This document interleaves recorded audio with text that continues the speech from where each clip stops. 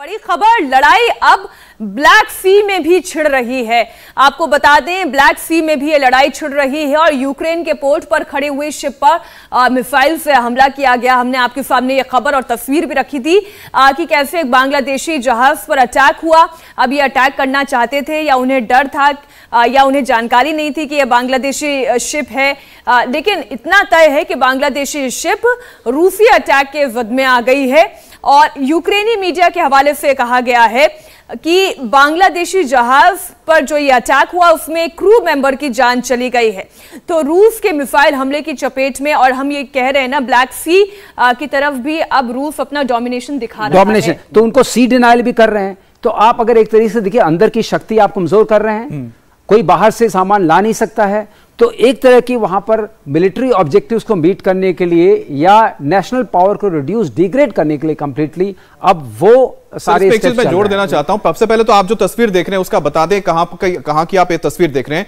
ये ओडिशा के पास की तस्वीर है। हम जैसा बता रहे हैं, माइकोलिव जो शहर है उसके बता रहे हैं कि उसका जो पोर्ट है जहां पर नदी और समुद्र मिलता है उसके पास का ये पोर्ट बता रहे हैं, वहां पर है। और दूसरा इस शिप का नाम बता रहे हैं बांग्ला समुद्रो, यानी कि जो बांग्लादेश की शिप है। और दूसरी बड़ी बात है, इस पर अटैक करने की एक वजह हो सकती है कि कुछ दिन पहले कुछ जो रशियन फ्लीट्स वहां पर आ रही थी, मतलब ब्लैक सी की ओर से, उनको रोका गया था, उनको अंदर आने नहीं दिया गया। और एक जो इंग्लिश चैनल में भी रशियन शिप को रोका गया है। तो कहीं ना कहीं ये इधर तुर्की भी जो है उन्हें रोकने की कोशिश कर रहा है, बॉस्पोरस जो हम स्ट्रेट कहते हैं। तो कुल मिलाकर एक कोशिश हो रही कि जो आप जियोपॉलिटिक्स में रशिया को आप रोक रहे हैं, तो रशिया के पास जो होगा रशिया भी रोकेगा, किसी और देश के शिप को आने नहीं देगा। मुझे लग रहा है कि ये गलती से ही बांग्लादेशी शिप अटैक हुआ है। ये कोलैटरल डैमेज है, कोलैटरल डैमेज हो सकता है। ठीक है, एक और तस्वीर हम आपके सामने रखते हैं। कीव में आज सुबह से एयर स्ट्राइक के लिए अलर्ट जारी किया गया है और वहां पर सायरन लगातार बजते हुए सुनाई दे रही हैं। शहर सुनसान नजर आ रहा है। आप एक बार ये तस्वीरें देखिए।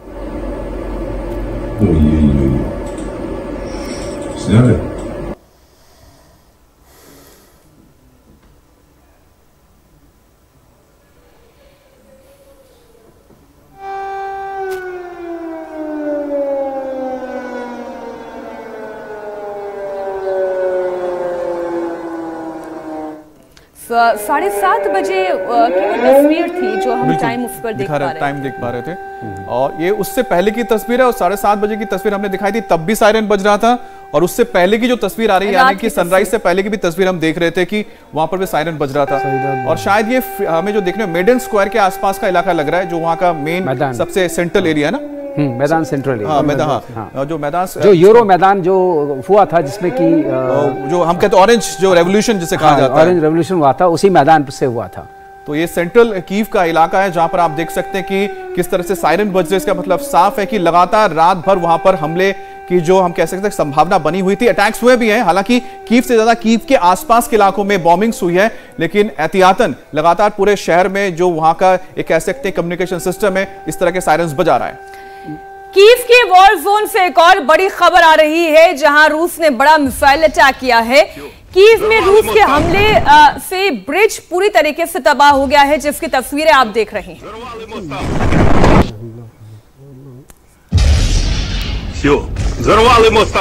अच्छा, यहाँ पर सर आप बता रहे कि इसको नीचे से ब्लास्ट किया गया। जैसे कि जिस प्रकार से ये धुआं उठ रहा है जी, अभी जो आप कह रहे हैं दोनों बात हो सकती है, या तो रशिया ने किया हो या यूक्रेन ने किया हो। बिल्कुल। अगर रशिया ने किया है तो जो उनके ट्रूप्स बाहर हैं, कीव के बाहर हैं, उनको पीछे पहुंचने से रोकने के लिए, क्योंकि रशिया अपना ब्रिजिंग इक्विपमेंट साथ लेके चल रहा है। अगर कीव यूक्रेन ने किया है तो वो रशिया फोर्सेस को डिले करने के लिए किया है, ताकि उनको अपने और टाइम ज्यादा मिल जाएगा अपनी फौजों को तैयार करने के लिए, और नदी के किनारे उनका डिफेंसिव बेटर है। इसमें एक बात बताइए, अगर इसमें रशिया अटैक करेगा तो रशिया तो सीधा यहाँ पर गोले दाग सकता है, उसको जरूरत क्या है कि डायनामाइट से उड़ाए इस तरह से? नहीं, डायनामाइट नहीं, इसलिए हो सकता है जिस प्रकार से धुआं उठा उससे ऐसा लग रहा है कि शायद अंडर नीचे से एक्सप्लोसिव लगा के ब्लास्ट किया गया। बिल्कुल सर, एक और तस्वीर आई है कीव से, आज ये सुबह की तस्वीर है, जहां पर कई हवाई हमले हुए हैं।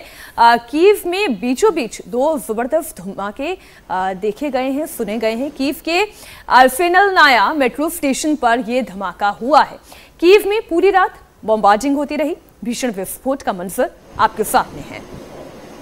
कीव में ही विस्फोट की एक और तस्वीर हम आपके सामने रख रहे हैं, जो हम कह रहे थे ना कि लगातार बॉम्बिंग हो रही है, जिसमें मेट्रो स्टेशन को भी निशाना बनाया गया है। और एक और तस्वीर भीषण विस्फोट की।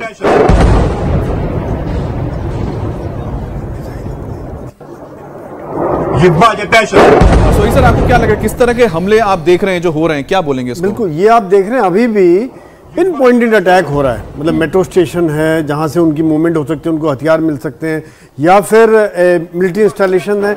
आर्टिलरी बम, जिसको मैं कह रहा हूँ जो बहुत बड़ा एरिया कवर करता है, वो उस तरह के बम नहीं हो रहे हैं कहीं भी। आप देखिए पिछले जितने भी मैंने इमेजेस और आपके वीडियोस आपके चैनल के थ्रू देख रहे हैं हम, उसमें यही दिखा रहे हैं कि शायद मिसाइल, रॉकेट्स, इस तरह के हमले किए जा रहे हैं। आप ठीक कह रहे हैं, लेकिन श्रीवास्तव सर, जो अभी एक और खबर हमने बताई कि पोलैंड के जरिए भी मदद पहुंचाई जा रही है। अमेरिका भी अपनी तरफ से मदद पहुंचाने की कोशिश कर रहा है, ऑस्ट्रेलिया भी कह रहा है मदद पहुंचाएंगे। ये मदद पहुंचेगी कैसे, किन रास्तों से पहुंचेगी, और वो पहुंच भी पा रही है या नहीं, एक बड़ा ये सारे अटैक अब इसीलिए शुरू हुए हैं जब उन्होंने ये तेजी दिखाई कि हम आपको और भी आर्म्स देंगे, आपको इक्विप करेंगे। आपने देखा उसके बाद से हमले और तेज हो गए हैं, प्रिसिशन हमले और तेज हो गए हैं। आपकी हम इलेक्ट्रिक जनरेटिंग कैपेसिटी को ख़त्म कर देंगे, आपकी इंडस्ट्रियल कैपेसिटी को ख़त्म कर देंगे, आपके मेट्रो या रेल जो नेटवर्क है उसको ख़त्म कर देंगे। रोका था, उस डैम को भी उड़ाया था, हमने देखा था। तो अगर सब कुछ इस तरीके से ख़त्म हो जाएगा तो नेशनल पावर जो है वो वॉर फाइटिंग की बहुत डिग्रेड हो जाएगी। तो सिर्फ जो सामान बाहर से आएगा वो कैसे डिप्लॉय होगा, कैसे मूवमेंट होगा, कैसे उसकी लॉजिस्टिक्स बनेगी, उसमें बहुत अवरोध आएंगे। जी सर, तो ये आगे से कुछ और अटैक की तस्वीरें आ रही हैं, उसमें फिर हम कंटिन्यू करते रहेंगे, क्योंकि ताजा तस्वीरें हम दिखाते जाएं कि कीव में किस तरह से अटैक हो रहा है। और आप ये जो तस्वीर देख रहे हैं, आपको बता दें कि ये तस्वीर फिलहाल आज की नहीं है, कल का बहुत अहम इसलिए माना जा सकता है ये तस्वीर, क्योंकि कल जब वहां पर टीवी टावर गिराया गया था, उस वक्त ट्रैफिक आप देखिए कि लोग मौजूद थे सड़कों पर, कीव के सड़कों पर, और अचानक ही एक बड़ा ब्लास्ट धमाका होता है, देखिए दूर, और पूरा आग का गोला आपको नजर आएगा। उसके बाद काले धुएं का गुबार उठने लगता है। तो जब वहां के टीवी टावर को अटैक किया गया था कीव के, उसके बाद की बिल्कुल तस्वीर है। आप तो समझ सकते हैं कि क्या हालात होंगे, जो लोग रह रहे हैं किस दहशत में रह रहे होंगे। एक तरफ यूक्रेन पर रूस का मिसाइल अटैक हो रहा है, तो दूसरी तरफ यूक्रेन भी अपनी रक्षा खुद कर रहा है। यूक्रेन की तरफ से एयर डिफेंस सिस्टम पूरी तरह से एक्शन में है। जो अभी मिसाइल आ रही है उसे हवा में ही मार गिराया जा रहा है। रिटेलिएशन की एक ये तस्वीर जहां यूक्रेनी ताकत भी थोड़ी नजर आती है। श्रीवास्तव सर, ताकत है कम ही सही, लेकिन रिटेलिएशन जब तक कर सकते हैं एयर डिफेंस सिस्टम के जरिए ही। जैसा हम मानते हैं कि लड़ाई में आपकी हार तब तक नहीं होती जब तक कि आप हार मान नहीं लेते हैं। आफ्टर ऑल यूक्रेन एक बहुत बड़ा देश है और उसको इतना सपोर्ट है, तो ये मानना कि यूक्रेन एकदम ध्वस्त हो जाएगा ये पॉसिबल नहीं है। और ये भी जो चर्चा होती रही है टेलीविजन चैनल्स पर, आपके चैनल पर हुई, कि रूस यूक्रेन को ऑक्युपाई करना चाहता है। मैं सोचता हूँ रूस का ये मिलिट्री या पॉलिटिकल ऑब्जेक्टिव नहीं है, करना चाहता है। वो चाहता है, ऐसी सरकार चाहता है जो रूस समर्थित हो, जो रूस समर्थित हो और नाटो में मेंबर नहीं बने। उसकी जो मुख्य जो उसकी विचारधारा है कि नाटो में मेंबर बनने से वो ये महसूस करता है, ये उसी तरह की सिचुएशन जो कई बार लोगों ने बताई भी है सिमली दे करके, कि अगर मेक्सिको में ऐसा हो जाए या कनाडा में ऐसा हो जाए, या जैसा क्यूबा में हुआ था जब रशिया ने वहाँ कोशिश की, यूएसएसआर ने कोशिश की थी वहाँ पर अपना वो न्यूक्लियर मिसाइल्स लगाने की, ये क्राइसिस क्रिएट हुई थी।